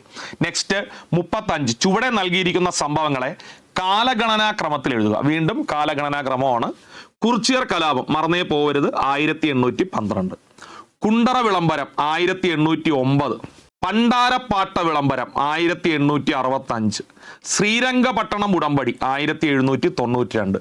അങ്ങനെയാണെങ്കിൽ ആദ്യം വരേണ്ടത് ശ്രീരംഗപട്ടണം ഉടമ്പടിയാണ്. 4 ഓപ്ഷൻ വരുന്ന 2 എണ്ണം ഉണ്ട്. എയും ഉണ്ട് ബിയും ഉണ്ട്. പിന്നീട് വരേണ്ടത് കുണ്ടറ വിളംബരമാണ് 4-2. പിന്നെ വരേണ്ടത് കുറിച്യർ കലാപം. അവസാനം വരേണ്ടത് പണ്ടാരപ്പാട്ട വിളംബരം. അങ്ങനെയാണെങ്കിൽ ഓപ്ഷൻ എ ആണ് ശരി ഉത്തരം. 36 താഴെ കൊടുത്തിരിക്കുന്നവയിൽ ബ്രിട്ടീഷുകാർക്കെതിരെ കേരളത്തിൽ നടന്ന കലാപങ്ങളിൽ ആദ്യത്തേത്? കഴിഞ്ഞ വർഷം നടന്ന പരീക്ഷയിലെ ചോദ്യമാണ്. ഉത്തരം ആറ്റിങ്ങൽ കലാപം. നെക്സ്റ്റ് കൊളച്ചൽ യുദ്ധം നടന്നത് ആരൊക്കെ? സ്ഥിരമായിട്ട് പരീക്ഷയ്ക്ക് ചോദിക്കുന്നതാണ്. കൊളച്ചൽ യുദ്ധം നടന്നത് 1741 ഓഗസ്റ്റ് മാസം 10-ാം തീയതിയാണ്. കൊളച്ചൽ യുദ്ധം നടന്നത് 1741 ഓഗസ്റ്റ് 10-നാണ്. കൊളച്ചൽ യുദ്ധം നടന്നത് ആരൊക്കെ തമ്മിലാണ്? മാർത്താണ്ഡവർമ്മയും ഡച്ചുകാരും തമ്മിലാണ്. അപ്പൊ തിരുവിതാംകൂറിൽ അല്ലെങ്കിൽ കേരളത്തിൽ ഡച്ച് അധിനിവേശത്തിന് പതനം കുറിച്ച യുദ്ധമാണ് കൊളച്ചൽ യുദ്ധം. കൊളച്ചൽ യുദ്ധത്തെ തുടർന്ന് മാർത്താണ്ഡവർമ്മയുടെ മുന്നിൽ കീഴടങ്ങിയ ഡച്ചു സൈനിക തലവന്റെ പേരാണ് ഡിലനോയ്. കുളച്ചൽ യുദ്ധത്തെ തുടർന്ന് മാർത്താണ്ഡവർമ്മയുടെ മുന്നിൽ കീഴടങ്ങിയ ഡച്ചു സൈനിക തലവന്റെ പേരെന്താണ്? ഡിലനോയ് ആണ്. ഡിലനോയ്. അപ്പൊ കുളച്ചൽ യുദ്ധം നടന്നത് മാർത്താണ്ഡവർമ്മയും ഡച്ചുകാരും. കുളച്ചൽ യുദ്ധത്തിൽ വിജയിച്ചത് മാർത്താണ്ഡവർമ്മ. നടന്ന വർഷം 1741 ഓഗസ്റ്റ് 10. കുളച്ചൽ യുദ്ധത്തെ തുടർന്ന് മാർത്താണ്ഡവർമ്മയുടെ മുന്നിൽ കീഴടങ്ങിയ ഡച്ചു സൈനിക തലവൻ ഡിലനോയ്. നെക്സ്റ്റ് 38 നാട്ടുകൂട്ടം ഇളക്കം എന്ന ജനകീയ പ്രക്ഷോഭത്തിന് നേതൃത്വം നൽകിയ നേതാവ് ആര്? തെറ്റിക്കരുത്. നാട്ടുകൂട്ടം ഇളക്കം ആരുമായി ബന്ധപ്പെട്ടിരിക്കുന്നു? വേലുത്തമ്പി ദളവ.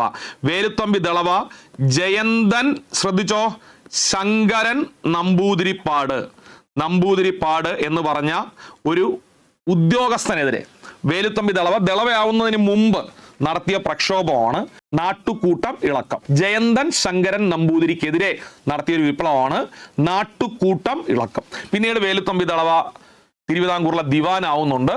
അദ്ദേഹം ബ്രിട്ടീഷുകാർക്കെതിരെ പോരാടുന്നു. കുണ്ടറ വിളംബരം നടക്കുന്നു 1809 ജാനുവരി 11. കുണ്ടറ വിളംബരം നടത്തുന്നു 1809 ജാനുവരി 11. കൊച്ചിയിലെ മന്ത്രിയായിരുന്ന പാലിയത്തച്ഛനുമായി സഖ്യത്തിലേർപ്പെടുന്നുണ്ട്. വളരെ ഇമ്പോർട്ടൻ്റ് ആണ്. പിന്നെ പാലിയത്തച്ഛനും വേലുത്തമ്പിയും ചേർന്ന് ഇവിടെ ഉണ്ടായിരുന്ന മെക്കാളെ എന്ന് പറയുന്ന റെസിഡന്റുമായിട്ടുള്ള വിഷയങ്ങളാണ് പിന്നെ കലാപത്തിലേക്ക് നയിക്കുന്നത്. മെക്കാളയുടെ ക്യാമ്പ് ആക്രമിക്കുന്നുണ്ട്. അതിന് പുറമെ മൗറീഷ്യസിൽ ഉണ്ടായിരുന്ന ഫ്രഞ്ചുകാരുമായി ധാരണയിലെത്താനും വേലുത്തമ്പി ശ്രമിച്ചിരുന്നു. ആർക്കെതിരെ? ബ്രിട്ടീഷുകാർക്കെതിരെ പോരാടാൻ മൗറീഷ്യസിലെ ഫ്രഞ്ചുകാരുമായി ധാരണയിലെത്താൻ വേലുത്തമ്പി ശ്രമിച്ചിരുന്നു. പക്ഷേ അതൊന്നും സക്സസ് ആവുന്നില്ല. വേലുത്തമ്പി ആത്മഹത്യ ചെയ്യുന്നു 1809 മാർച്ച് 29 അദ്ദേഹത്തിന്റെ സ്മാരകം സ്ഥിതി ചെയ്യുന്നത് മണ്ണടി എന്ന സ്ഥലത്താണ്. മണ്ണടി. വേലുത്തമ്പി ദളവയെ പിടികൂടിയ ബ്രിട്ടീഷ് ഉദ്യോഗസ്ഥന്റെ പേരാണ് കേണൽ ലീഗർ. മറന്നു വരുത്, colonel Leger. Okay. Next 39.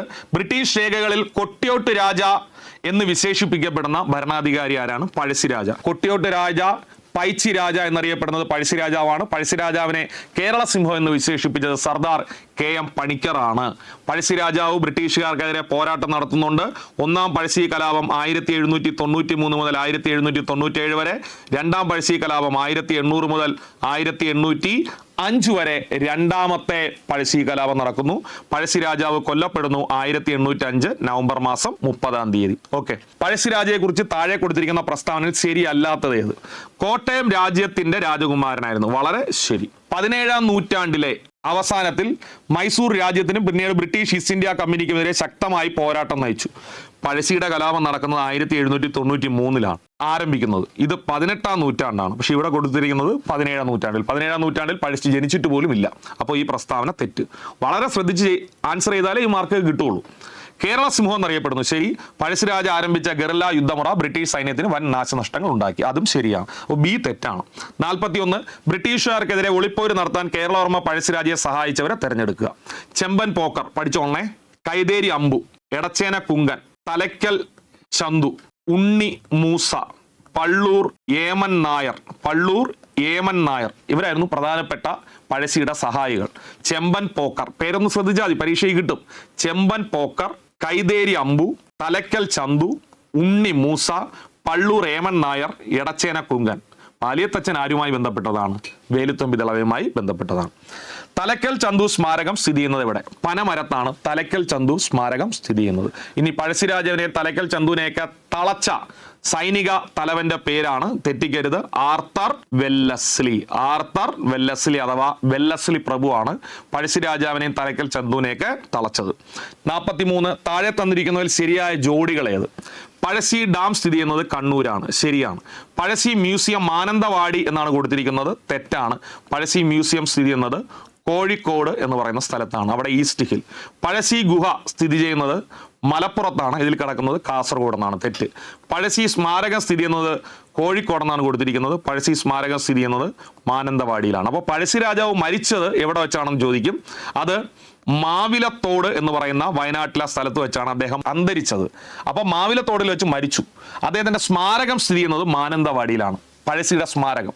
പഴശ്ശിയുടെ museum സ്ഥിതി ചെയ്യുന്നത് കോഴിക്കോടാണ്. പഴശ്ശിയുടെ പേരിലുള്ള ഗുഹ സ്ഥിതി ചെയ്യുന്നത് മലപ്പുറത്താണ്. പഴശ്ശി ഡാം കണ്ണൂരിലാണ്. അങ്ങനെയാണെങ്കിൽ ആദ്യത്തത് മാത്രമാണ് ശരിയുള്ളത്, ബാക്കിയുള്ള എല്ലാം തെറ്റാണ്. അപ്പോൾ ഓപ്ഷൻ ബി ആണ്. 44. താഴെ തന്നിരിക്കുന്ന പ്രസ്താവനകളിൽ കുറിച്യർ കലാപത്തിന്റെ കാരണം അല്ലാത്തത് എന്ത്? അപ്പോൾ കുറിച്യർ കലാപം പരീക്ഷയ്ക്ക് ചോദിക്കും. കുറിച്യർ കലാപം നടന്നത് 1812 കുറിച്യർ കലാപം നടന്ന ജില്ല വയനാട്ടിലാണ്. ബ്രിട്ടീഷുകാർക്കെതിരെയാണ് കുറിച്യർ കലാപം നടന്നത്. ഇതിന്റെ മുദ്രാവാക്യം വട്ടത്തൊപ്പിക്കാരെ നാട്ടിൽ നിന്ന് പുറത്താക്കുക എന്നാണ്. മറന്നുപോരുത്, കുറിച്യർ കലാപത്തിന്റെ മുദ്രാവാക്യം വട്ടത്തൊപ്പിക്കാരെ നാട്ടിൽ നിന്നും പുറത്താക്കുക എന്നാണ്. കുറിച്യർ കലാപത്തിന്റെ നേതാവിന്റെ പേര് രാമനമ്പി എന്നാണ്. കുറിച്യർ കലാപത്തിന്റെ നേതാവിന്റെ പേര് രാമനമ്പി എന്നാണ്. അപ്പം നമുക്ക് വായിക്കാം. ബ്രിട്ടീഷുകാർ കുറിച്യരുടെയും കുറുമ്പരുടെയും തുണ്ടുഭൂമികൾ പിടിച്ചെടുത്തത് ഇതിന് കാരണമാണ്. ശരി. പരമ്പരാഗത രീതിയിൽ ആദിവാസികൾ വനത്തിൽ നടത്തുന്ന വെട്ടിച്ചുട്ടു കൃഷി, ശ്രദ്ധിച്ചോളേ, ആദിവാസികൾ വനത്തിൽ നടത്തിയിരുന്ന വെട്ടിച്ചുട്ട് കൃഷിക്ക് ബ്രിട്ടീഷുകാർ അനുമതി നിഷേധിച്ചത് ഇതിന് കാരണമായിരുന്നു. ശരി. ബ്രിട്ടീഷുകാർ അവരോട് സാധനങ്ങൾ നികുതിയായി നൽകുന്നതിന് പകരം, സാധനത്തിന് പകരം പണം നികുതിയായി നൽകാൻ ആവശ്യപ്പെട്ടു. ഇതും ശരിയാണ്. അപ്പോൾ പ്രധാനമായി 3 കാര്യങ്ങളാണ്. ഒന്ന്, ടാക്സ് സാധനങ്ങളായി വേണ്ട, കാർഷിക ഉൽപ്പന്നങ്ങളായി നിങ്ങൾ ടാക്സ് തരണ്ട, പകരം നിങ്ങൾ കാശായി തന്നെ ടാക്സ് തരണം എന്ന ബ്രിട്ടീഷ് നിലപാട് കുറിച്യർ കലാപത്തിന് കാരണമായി. അതുപോലെ പരമ്പരാഗത കൃഷി രീതിയായ വെട്ടിച്ചുട്ട് കൃഷി നിരോധിച്ചത് ഒരു കാരണമായി. ബ്രിട്ടീഷുകാർ കുറിച്യരുടെയും കുറുമ്പരുടെയും തുണ്ടുഭൂമികൾ പിടിച്ചെടുത്തത് കുറിച്യർ കലാപത്തിന് കാരണമായി. 1812 നേതാവിന്റെ പേര് രാമനമ്പി. നടന്നത് വയനാട്ടിൽ. വട്ടത്തൊപ്പിക്കാരെ നാട്ടിൽ നിന്നും പുറത്താക്കുക എന്നതാണ് കുറിച്യർ കലാപത്തിന്റെ മുദ്രാവാക്യം. 45. വയനാട്ടിലെ കാടുകളിൽ 1812 കൊളോണിയൽ ആദിവാസി വിരുദ്ധ കലാപത്തിന് നേതൃത്വം നൽകിയത് ആര്? രാമൻ നമ്പി അഥവാ രാമനമ്പി. താഴെ കൊടുത്തിരിക്കുന്ന സംഭവങ്ങളെ കാലഗണനാക്രമത്തിൽ എഴുതുക. കുളച്ചൽ യുദ്ധം 1741, ആറ്റിങ്ങൽ കലാപം 1721, കുണ്ടറ വിളംബരം 1809, ശ്രീരംഗപട്ടണം സന്ധി 1792. അങ്ങനെയാണെങ്കിൽ ആദ്യം വരേണ്ടത് ആറ്റിങ്ങൽ കലാപം 3 3 ഓപ്ഷന് വരണ ഒരെണ്ണമേ ഉള്ളൂ. അപ്പൊ അത് ഇന്നെ അങ്ങ് എഴുതിയാൽ മതി, കാരണം ആറ്റിങ്ങൽ കലാപമാണ് ഇതിലുള്ളതിൽ ആദ്യം. അപ്പൊ ആറ്റിങ്ങൽ കലാപം, പിന്നെ കുളച്ചൽ യുദ്ധം, അപ്പൊ 3 കഴിഞ്ഞ് 1, പിന്നെ അത് കഴിഞ്ഞ് ശ്രീരംഗപട്ടണം സന്ധി 4, അതിനുശേഷം കുണ്ടറ വിളംബരം 2. അപ്പോൾ ഓപ്ഷൻ സി ആണ്. 47 പഴശ്ശി കലാപം അടിച്ചമർത്തിയ ബ്രിട്ടീഷ് സബ് കളക്ടർ ആരാണ്? Thomas Harvey Baber. തെറ്റിക്കരുതേ, പഴശ്ശി കലാപം അടിച്ചമർത്തിയ British sub collector Thomas Harvey Baber. എന്നാൽ സൈനിക തലവന്റെ പേര് തെറ്റിക്കരുത്, ആർതർ വെല്ലസ്ലി. അമേരിക്കൻ മോഡൽ അറബിക്കടലിൽ ഏത് സമരവുമായി ബന്ധപ്പെട്ടിരിക്കുന്നു? പുന്നപ്ര വയലാർ സമരം. 49 സ്വതന്ത്രാനന്തരം കേരളത്തെ ഒരു പ്രത്യേക സംസ്ഥാനമായി പുനഃസംഘടിക്കണമെന്ന പ്രമേയം അവതരിപ്പിച്ച സംസ്ഥാന കോൺഗ്രസ് സമ്മേളനം നടന്നത് എവിടെ? സ്വാതന്ത്ര്യം കിട്ടിയതിനു ശേഷം കേരളത്തെ ഒരു പ്രത്യേക സംസ്ഥാനമായി പുനഃസംഘടിക്കണമെന്ന പ്രമേയം അവതരിപ്പിച്ച സംസ്ഥാന കോൺഗ്രസ് സമ്മേളനം നടന്നത് എവിടെയെന്ന് ചോദിക്കും. അത് തൃശ്ശൂരിലാണ് സമ്മേളനം നടന്നത്. ഐക്യ കേരള കൺവെൻഷൻ. കൃത്യമായി പഠിച്ചോളുക, ടെക്സ്റ്റ് ബുക്കിലുള്ള അതേ ചോദ്യമാണ്. ഓക്കെ. 50 കോഴിക്കോട് ഉപ്പ് സത്യാഗ്രഹത്തിന് നേതൃത്വം കൊടുത്തത് ആര്? മുഹമ്മദ് അബ്ദുറഹ്മാൻ സാഹിബ്. ഇദ്ദേഹം കേരള സുഭാഷ് ചന്ദ്രബോസ് എന്നും അറിയപ്പെടുന്നുണ്ട്. ഇദ്ദേഹത്തിന്റെ പത്രമാണ് അൽ അമീൻ. കേരള സുഭാഷ് ചന്ദ്രബോസ് എന്നറിയപ്പെടുന്ന മുഹമ്മദ് അബ്ദുറഹ്മാൻ സാഹിബിന്റെ പത്രമാണ് അൽ അമീൻ. നെക്സ്റ്റ്, സഞ്ചാര സ്വാതന്ത്ര്യത്തിനായി കേരളത്തിൽ TK മാധവന്റെ നേതൃത്വത്തിൽ നടന്ന പ്രക്ഷോഭം ഏതാണ്? വളരെ ഇമ്പോർട്ടന്റ് ആയ ഒരു കാര്യം, 2024 എന്ന് പറയുന്ന വർഷത്തിലാണ് നമ്മൾ നിൽക്കുന്നത്. 100 വർഷം മുമ്പ് കേരളം അല്ലെങ്കിൽ ഇന്ത്യ കണ്ട ഏറ്റവും വലിയൊരു പ്രക്ഷോഭം കേരളത്തിൽ നടന്നു. അത് വൈക്കം സത്യാഗ്രഹമാണ്. ആ വൈക്കം സത്യാഗ്രഹത്തിന്റെ 100ാം വാർഷികം നമ്മൾ ഈ വർഷം ആചരിക്കുകയാണ്. അതുകൊണ്ട് തന്നെ കറണ്ട് അഫയേഴ്സിൽ നിന്ന്, ചരിത്രവുമായി ബന്ധപ്പെട്ട കറണ്ട് അഫെയറിൽ ചോദിക്കാൻ സാധ്യതയുള്ള ഏറ്റവും പ്രധാനപ്പെട്ട പ്രക്ഷോഭം വൈക്കം സത്യാഗ്രഹമാണ്. ലക്ഷ്യയുടെ യൂട്യൂബ് ചാനലിൽ വളരെ ഡീറ്റെയിൽഡ് ആയിട്ട് വൈക്കം സത്യാഗ്രഹത്തിന്റെ ക്ലാസ് നൽകിയിട്ടുണ്ട്. പെട്ടെന്നൊന്ന് ഓടിച്ച് കണ്ടിട്ട് പരീക്ഷയ്ക്ക് പോകാവൂ. അതിന്റെ ലിങ്ക് കമന്റ് ബോക്സിൽ നൽകിയിരിക്കാം. അതാണ് ഇവിടുത്തെ ഉത്തരം. സഞ്ചാര സ്വാതന്ത്ര്യത്തിന് വേണ്ടി കേരളത്തിൽ TK മാധവൻ, ശ്രദ്ധിച്ചോ, TK മാധവന്റെ നേതൃത്വത്തിൽ നടന്ന പ്രക്ഷോഭമാണ് വൈക്കം സത്യാഗ്രഹം. 52 വൈക്കം സത്യാഗ്രഹത്തോടനുബന്ധിച്ച് മന്നത്ത് പത്മനാഭന്റെ നേതൃത്വത്തിൽ സവർണ ജാഥ നടത്തിയത് എന്ന്. വളരെ ഇമ്പോർട്ടന്റ് ആണ്. 1924 നവംബർ 1, 1924 നവംബർ 1 മന്നത്ത് പത്മനാഭന്റെ നേതൃത്വത്തിൽ സവർണ ജാഥ സംഘടിപ്പിക്കപ്പെട്ടത്. താഴെ പറയുന്നതിൽ ഏത് പ്രസ്താവനകളാണ് ഗുരുവായൂർ സത്യാഗ്രഹത്തെ സംബന്ധിച്ച് ശരിയായിട്ടുള്ളത്? ഗുരുവായൂർ സത്യാഗ്രഹം എന്തിന് നടന്നു എന്ന് ആദ്യം പഠിക്കുക. ക്ഷേത്ര പ്രവേശനത്തിനാണ്. എല്ലാ ഹിന്ദുക്കൾക്കും ക്ഷേത്ര പ്രവേശനത്തിന് വേണ്ടി നടത്തിയ സമരമാണ് ഗുരുവായൂർ സത്യാഗ്രഹം. 1931 നവംബർ 12-ാം തീയതി ഗുരുവായൂർ സത്യാഗ്രഹം ആരംഭിച്ചു. തെറ്റ്. ഗുരുവായൂർ സത്യാഗ്രഹം ആരംഭിക്കുന്നത് 1931 നവംബർ 1-നാണ്. തെറ്റിക്കരുതേ. ഗുരുവായൂർ സത്യാഗ്രഹം ആരംഭിക്കുന്ന 931 നവംബർ 1, 32 ഒക്ടോബർ 2 ഗുരുവായൂർ സത്യാഗ്രഹം അവസാനിച്ചു. P. കൃഷ്ണപിള്ളയും മന്നത്ത് പത്മനാഭനും സത്യാഗ്രഹത്തിൽ പങ്കെടുത്ത നേതാക്കളാണ്. ശരിയാണ്. ഗുരുവായൂർ ക്ഷേത്രത്തിൽ എല്ലാ ഹിന്ദുക്കൾക്കും പ്രവേശനം നൽകുകയായിരുന്നു ലക്ഷ്യം. ശരിയാണ്. 32 ഒക്ടോബർ 2-ാം തീയതി സത്യാഗ്രഹം അവസാനിച്ചു. ശരിയാണ്. അങ്ങനെയാണെങ്കിൽ 2, 3, 4 ശരിയാണ്. ആരംഭിച്ച ഡേറ്റ് തെറ്റായിട്ടാണ് കൊടുത്തിരിക്കുന്നത്. അപ്പോൾ ഒന്നാമത്തെ പ്രസ്താവന തെറ്റാണ്. പിന്നെ ഗുരുവായൂർ സത്യാഗ്രഹം ചോദിക്കുന്നത്, ഗുരുവായൂർ സത്യാഗ്രഹത്തിന്റെ നേതാവ് K. കേളപ്പനാണ്. ഗുരുവായൂർ സത്യാഗ്രഹ കമ്മിറ്റിയുടെ സെക്രട്ടറിയും K. കേളപ്പനാണ്. ഗുരുവായൂർ സത്യാഗ്രഹവുമായി ബന്ധപ്പെട്ട് ഗുരുവായൂർ ക്ഷേത്രത്തിന് മുന്നിൽ നിരാഹാരം കിടന്ന നേതാവ് ആരെന്ന് ചോദിച്ചാലും അതും K. കേളപ്പനാണ്. നിരാഹാരം കിടന്നതാരെന്ന് ചോദിച്ചാലും K. കേളപ്പനാണ്. ആരുടെ നിർദ്ദേശത്തെ തുടർന്നാണ് K. കേളപ്പന്റെ നിരാഹാരം അവസാനിപ്പിച്ചത് എന്ന് ചോദിച്ചാൽ ഗാന്ധിജിയുടെ നിർദ്ദേശത്തെ തുടർന്നാണ്.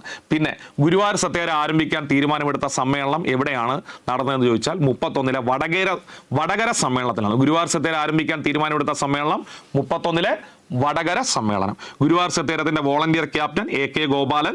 ഗുരുവായൂർ സത്യാഗ്രഹവുമായി ബന്ധപ്പെട്ട് ഗുരുവായൂർ ക്ഷേത്രത്തിൽ മണിമുഴക്കിയ അബ്രാഹ്മണനായ വ്യക്തിയാണ് P. കൃഷ്ണപിള്ള. ആരാണ്? P. കൃഷ്ണപിള്ളയാണ് മണി മുഴക്കിയത്. Volunteer captain AK Gopalan. 54 കേരളത്തിലെ ക്ഷേത്ര പ്രവേശനവുമായി ബന്ധപ്പെട്ടതാണ് ജനഹിത പരിശോധന നടന്നത്. കേരളത്തിൽ ഏത് സംഭവവുമായി ബന്ധപ്പെട്ടാണ് ജനഹിത പരിശോധന നടന്നതെന്ന് ചോദിക്കും. ഗുരുവായൂർ ക്ഷേത്രവുമായി ബന്ധപ്പെട്ടാണ്. പൊന്നാനി താലൂക്കിലാണ് ജനഹിത പരിശോധന നടന്നത്. അതുപോലെ തന്നെ ഇമ്പോർട്ടന്റ് ആണ് ക്ഷേത്ര പ്രവേശന വിളംബരം നടന്ന തീയതികൾ.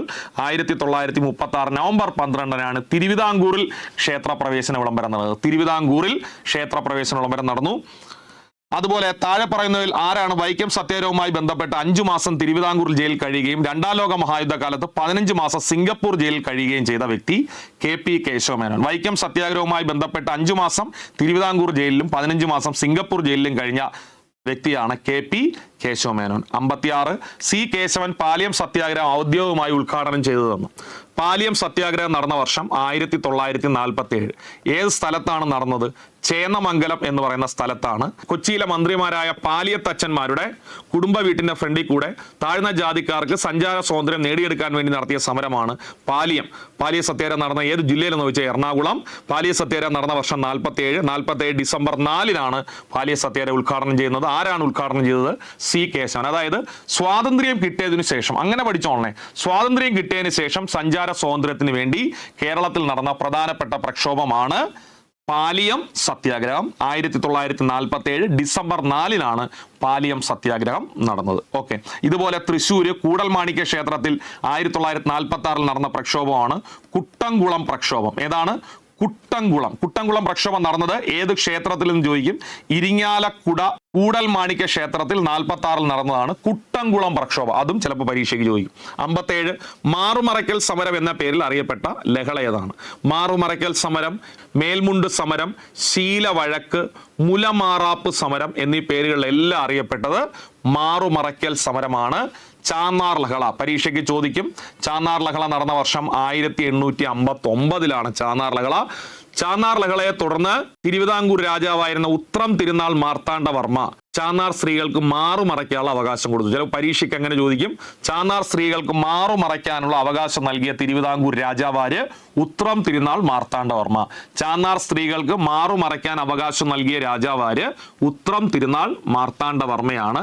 1859 ജൂലൈ മാസം 26-ാം തീയതിയാണ് അദ്ദേഹം അതിനുള്ള അനുമതി നൽകിയത്.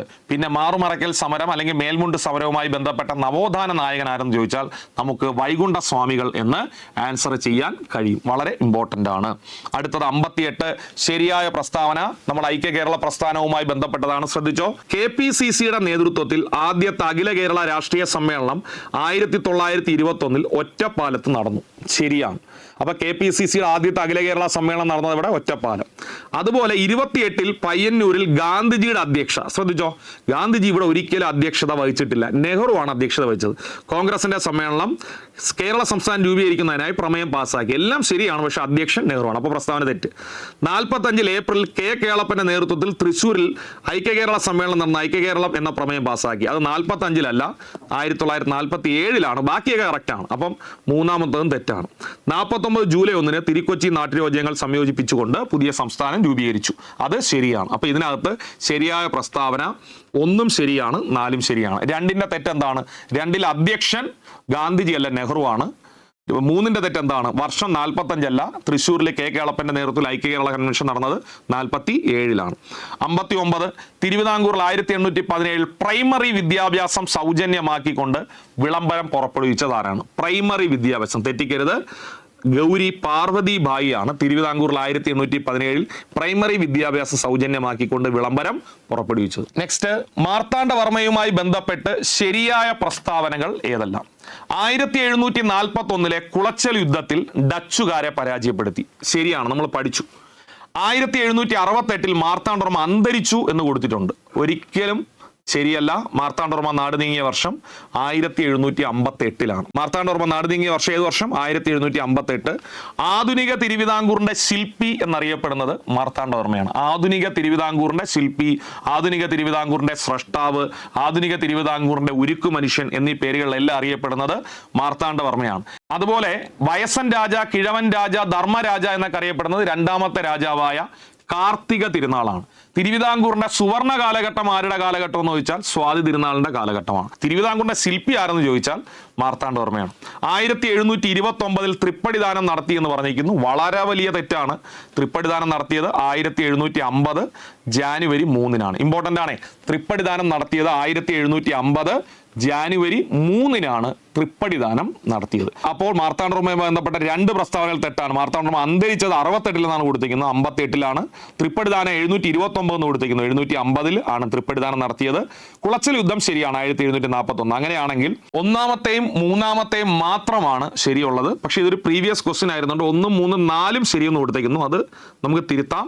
1, 3 മാത്രമാണ് ശരി. 4 തൃപ്പടിദാനത്തിന്റെ വർഷം തെറ്റാണ്. അപ്പോൾ 1 ശരിയാണ്, 3 ശരിയാണ്. 1, 3 മാത്രമാണ് ശരി.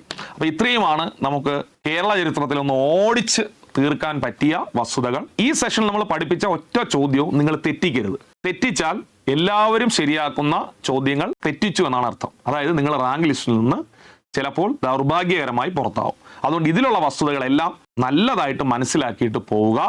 പിന്നെ ഞാൻ പറഞ്ഞു, വേൾഡ് ഹിസ്റ്ററിയുടെ ലിങ്ക് കമന്റ് ബോക്സിലുണ്ട്. വേൾഡ് ഹിസ്റ്ററിയും അതിനോടൊപ്പം ഇന്ത്യൻ ഹിസ്റ്ററിയും കൂടെ ചേർത്ത് അത് കൃത്യമായിട്ടൊന്ന് വായിച്ചാൽ ഏകദേശം ഹിസ്റ്ററിയുടെ മാർക്ക് നിങ്ങൾക്ക് ഉറപ്പിക്കാൻ കഴിയും. Okay, thank you.